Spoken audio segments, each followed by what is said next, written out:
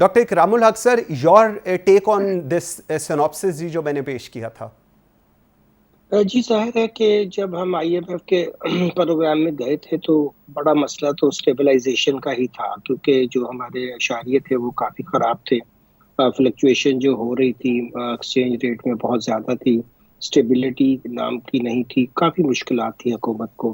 मेरा ख़्याल है कि पहला मरहला बड़ी कामयाबी से हल किया है और आपने सही नंबर जो है वो प्रोजेक्ट किए हैं कि कम से कम उस जो स्टेबलाइज़ेशन का, ज़ाहिर है कि आप आईएमएफ के पास तो उसी वक़्त जाते हैं जब आप आईसीयू में होते हैं, तो पहला मरहला तो फिर यही होता है कि आप इकोनॉमी को या उसको मरीज़ समझ के स्टेबलाइज़ कर रहा। तो स्टेबलाइज़ेशन का प्रोसेस बहुत अहम होता है, क्योंकि ज़ाहिर है कि आप एक प्रिकेरियस कंडीशन में होते हैं और स्टेबलाइज़ेशन के बगैर आगे नहीं बढ़ सकते। तो मेरा ख़्याल है कि स्टेबलाइज़ेशन का प्रोसेस तो बहुत कामयाबी के साथ इस हुकूमत ने हासिल किया है, मगर बाकी जो एस्पेक्ट हैं इकोनॉमी के, उसके ऊपर इंशाल्लाह ताला फिर हम बात करते हैं कि बिल्कुल वो सर। अभी कहाँ-कहाँ हमें जो है वो आगे बढ़ना है। डॉक्टर इकरामुल हक, योर टेक ऑन बरामदात, जो नंबर, जो फिगर्स बता रही हैं और जो कहा जा रहा है कि 32.34 अरब डॉलर तक ले जाया जाएगा, ग्राउंड रियलिटी इससे थोड़ी सी बरक्स है, लेकिन आपका क्या इसके ऊपर व्यू है जी?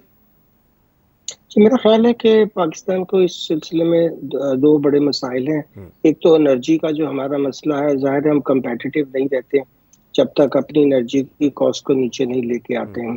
दूसरा मसला ये है कि हमारी एफिशिएंसी भी बहुत कम है और उसमें बड़ी वजह इंफ्रास्ट्रक्चर का मसला है। अब जैसे आईटी की हम बात करें तो आईटी का इंफ्रास्ट्रक्चर हमारा बहुत वीक है। ट्रू। जब तक हम इसके इंफ्रास्ट्रक्चर को बेहतर नहीं करते, देखिए ह्यूमन रिसोर्स, अल्लाह का शुक्र है कि इस फील्ड में हमारे पास बहुत अच्छा है और लोग अपने कई रेजिलियंस भी दिखाई है उन्होंने और बहुत अच्छा काम भी किया है इन मुश्किल हालात के बावजूद भी।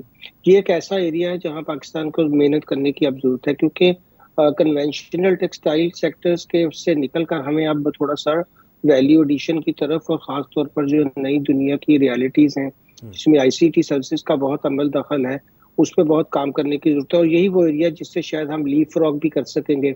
वरना अगर रवायती तरीके से हम चले तो फिर ये जो नंबर हमारे ज़हन में है और जिसका ज़िक्र उड़ान में भी है वो मुश्किल होगा। ज़ाहिर है कि हमें अपना टारगेट तो हाई रखना चाहिए, ट्रू। मगर फिर उसको अचीव करने के लिए जो ज़रूरी लवाज़मात हैं, उनको भी पूरा करना चाहिए। डॉक्टर इकरामुल हक, अगर तरसीलात की ज़र की बात करें सर, तो 2023 में 20.5 अरब डॉलर से बढ़कर माली साल 2023-24 में 28.78 अरब डॉलर तक हो गई है, जबकि माली साल 2024 और 25 में 30 अरब का हदफ या कहा गया है कि हम वहां तक पहुंचेंगे। सर ये कैसे मुमकिन होगा, ज़रा थोड़ा बताइएगा। जी, मेरा ख्याल है पाकिस्तान के जो भी लोग बाहर थे और भी बहुत ज़्यादा गए हैं, तो ज़ाहिर है वो अब जो उनकी फैमिलीज़ यहाँ हैं, उनके लिए वो होम रेमिटेंसेस में तो काफ़ी बेहतरी आई है। दूसरा कुछ हमने जो ऑनलाइन पोर्टल्स थे, बैंकों ने उनको भी बेहतर किया है। तीसरा फैक्टर इसमें ये भी था कि बड़ी हवाला हुंडी के ऊपर भी काफ़ी हमने क्रैकडाउन किए हैं। इसमें काफ़ी अच्छे काम हुए हैं। मेरा ख्याल है कि इसमें हमें आने वाले दिनों में और भी बेहतरी मिलेगी और वैसे भी अब जब से स्टेबलाइजेशन हुई है तो मार्केट के रेट में जो बहुत ज़्यादा फ्लक्चुएशन होती थी तो वो इतना इंसेंटिव भी नहीं रहता है। मगर जो टैक्सों का मामला है उस पे भी मैं ज़रूर कमेंट करना चाहूँगा कि देखिए बहुत हाई टैक्स रेट से इतनी लो यील्ड के साथ आप ना सिर्फ इकोनॉमी को तबाह कर रहे होते हैं, बल्कि उससे एक बहुत बड़ा नुकसान ये भी होता है कि जो टैक्स बेस है वो बहुत बुरी तरीके से डिस्टॉर्ट होती हैं। ट्रू।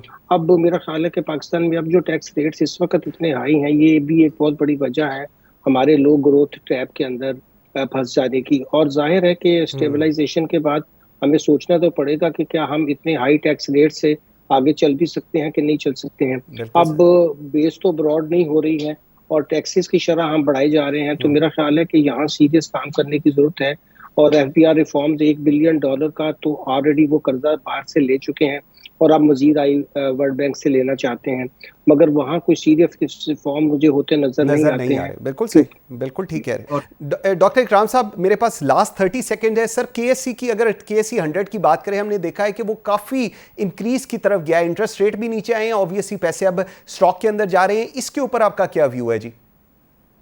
जी, जाहिर है कि वहाँ तो कोई 3-1 लाख 3.25 लाख लोग ही पाकिस्तानी काम करते हैं। ठीक है, इसका बहुत अच्छी बात है कि वहाँ कॉन्फिडेंस बढ़ रहा है और हमें इसके ऊपर इत्मीनान का इजहार भी करना चाहिए, मगर जल्दी से जो हमें चीज़ें नहीं हमने ज़िक्र की कि अब हमारा जो इस वक़्त रोज़गार का वो शरह 10% से बढ़ रही है और जी। लोगों की जो क़ुव्वत ख़रीद है, वो भी बहुत कम हो चुकी है। तो इन मामलात की तरफ भी हुकूमत को अब तवज्जो देनी चाहिए, क्योंकि फिर स्टेबलाइज़ेशन के बाद आप ज़ाहिर है इकोनॉमिक सिर्फ़ नंबर्स तो नहीं है, लोगों की भी तो उसमें एग्ज़ैक्टली। देखभाल बहुत ज़रूरी होती है।